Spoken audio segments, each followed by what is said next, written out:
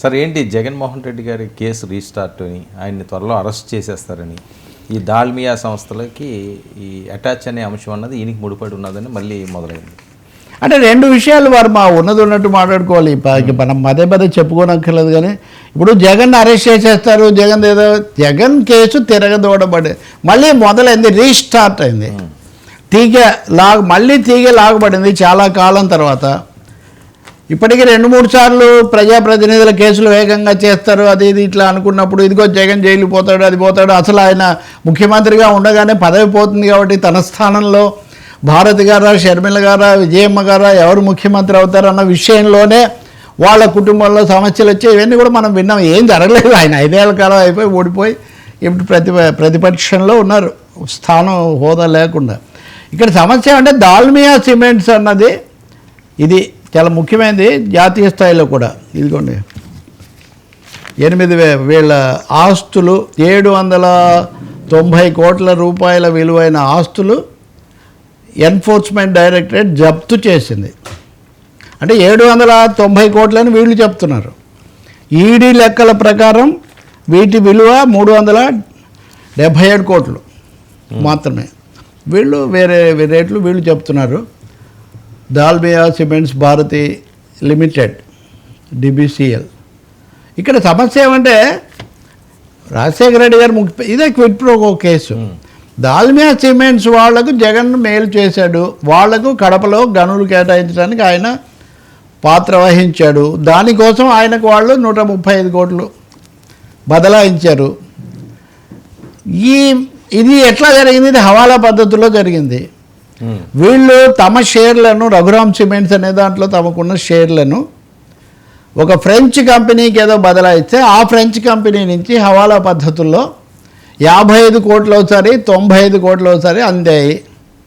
ఇది 2011లో సిబిఐ పెట్టిన ఛార్జ్ షీట్లో ఉన్న ఆరోపణ. ఆ తర్వాత కొన్ని రోజులు రకరకాల, అంటే అందులో అనేక మంది ఐఏఎస్లు, అనేక కంపెనీలు ఉన్నాయి కదా. ఇప్పుడు ఆశ్చర్యకరంగా మొన్న మార్చి 30 వాళ్లకు మీరు వీటిని స్వాధీనం చేసుకోండి అని వాళ్ళకు ఉత్తర్వు వచ్చింది. వాళ్ళు వెళ్ళి స్వాధీనం చేసుకున్నారు. బట్ ప్రొవిజనల్లీ, తాత్కాలికంగా మాత్రమే స్వాధీనం చేసుకున్నారు.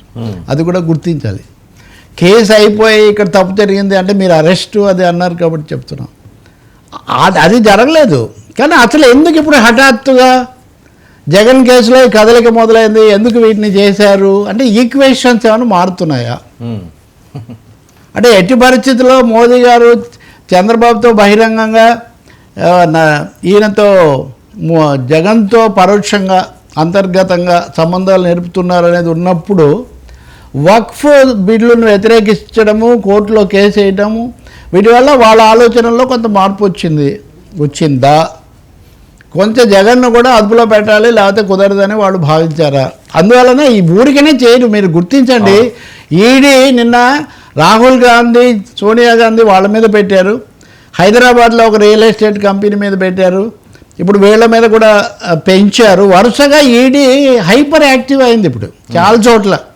ఇంకా కేరళలో కూడా నేను చెప్పా కదా, వాళ్ళు కూడా దాన్ని వ్యతిరేకిస్తున్నారు. పినరాయి విజయన్ కూతురు, అది ₹1 కోటి వ్యవహారం, అది కూడా ఏదో డీల్, ఆమె ఏదో సాఫ్ట్వేర్ సర్వీసెస్ చేస్తే, అంటే ప్రతి చోట కూడా బెంగాల్లో కూడా చేస్తున్నారు.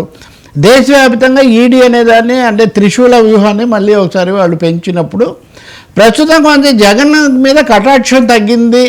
అందువల్లనే ఈడీ అనేది దాల్మియాల మీదకి వెళ్ళింది.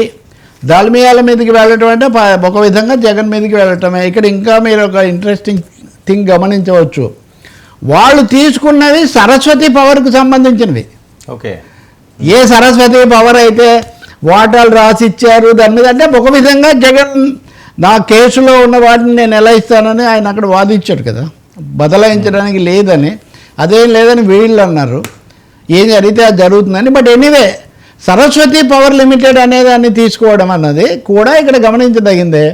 ఇంకొకటి, మనం Jagan, Chandrababu, TDP, YCP equation బట్టి మనం చూడొచ్చు. కానీ బీజేపీ దృష్టిలో ఈ కేసు పెట్టినప్పుడు కాంగ్రెస్ ప్రభుత్వమే ఉంది. ఓకే, సో ఈ కేసు కాంగ్రెస్ ప్రభుత్వము రాజశేఖర రెడ్డి ఇప్పుడు మాట్లాడితే రేవంత్ రెడ్డి కానీ లేదా తెలంగాణ కాంగ్రెస్ వాళ్ళు కూడా తరచూ రాజశేఖర రెడ్డి అనే మాట అంటుంటారు కదా, జగన్ అనకపోయినా కానీ, జగన్ పేరు విమర్శ చేసిన. కాబట్టి బీజేపీ ఇక్కడ ఒక దెబ్బకు రెండు పీటల్లాగా ఇటు తెలంగాణలో కాంగ్రెస్కు రాజశేఖర రెడ్డి లేదా మేము చేసామని చెప్పుకునే అవకాశం లేకుండా చేయడం, రెండవది ఏది అయినా మోదీ గారిని వదిలిపెట్టాడు అనుకుంటున్న వైసీపీ వాళ్ళకు కూడా ఒక ఝలక్ ఇవ్వడం, అది వాళ్ళ ఉద్దేశం అయి ఉండాలి. లేకపోతే ఇప్పుడు హఠాత్తుగా దాల్మియా మీదకి 11 ఏళ్ల నుంచి ఉన్నది, 11 కాదు 13 ఏళ్ల నుంచి తీసుకొని దాన్ని, అంటే ఇందాక నేను చెప్పిన దాంట్లో షేర్లు అవి ఇవి కలిపితే దాదాపు 800 కోట్లు అవుతాయని వీళ్ళు చెప్తున్నారు. కాబట్టి ఇది చాలా politically, legally and family wise కూడా వెరీ వెరీ ఇంట్రెస్టింగ్ టర్న్ ఇది. దీంతో మీరు అన్నది కూడా మొదలైపోయింది. ఇంకా అన్నీ ఒకదాని తర్వాత ఒకటి వస్తాయా రాదా అన్నది పలికేటిది భాగవతం అంటే పలికించేటి వాడు రామభద్రుడని అమిత్ షా గారు డిసైడ్ చేస్తారు. ఇవన్నీ వార్తల వాళ్ళు కాదు. బట్ జగన్ కొంచెం జాగ్రత్త పడే పరిస్థితి మనకి ఇక్కడ కనిపిస్తుంది. ఆయన ముందుకే పోతాడా, వక్ఫ్ మీద వేసిన అడుగు తర్వాత రెండో అడుగు వేస్తారా, రెండో అడుగు వెనక్కి వేస్తాడా? ఇక్కడ ఇంకో ప్రశ్న కూడా కీలకమైంది. వైసీపీ ఎంపీలు బీజేపీలో చేరడానికి టచ్లో ఉన్నారు, అది కూడా ఒకటి ఉంది. ఆ టచ్లో ఉన్న వాళ్ళని కొంచెం ఆపడానికి ఈయన ప్రయత్నం చేస్తున్నారు. దాన్ని కూడా చెక్ చేయడానికి బీజేపీ ఇప్పుడు మీరు చూడండి, రాజ్యసభలో టీడీపీ పక్షాన్ని మొత్తాన్ని చంద్రబాబు నాయుడు గారు అప్పుడు ఆశీర్వదించి అక్కడికి పంపారు కదా, వాళ్ళనే మళ్ళీ ఇప్పుడు ఎంపీలుగా గెలిపించారు. సీఎం రమేష్ అయినా సుజనా చౌదరిని అయినా వాళ్ళ పార్టీ తరఫునే ఈయన మద్దతుతో. కాబట్టి జగన్ ఏం చేస్తారు, విజయసాయి రెడ్డి సీట్లు కూడా రేపు 22 ఎప్పుడో ఎన్నిక జరుగుతుంది, ఎవరు వస్తారు? చాలా ప్రశ్నలు ఉన్నాయి వర్మ.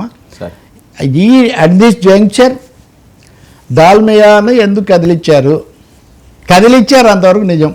టేకన్ ఫర్ గ్రాంటెడ్గా లేదు, ఇంకా అది అంతవరకు క్లియర్. ఎప్పుడైనా లాగొచ్చు.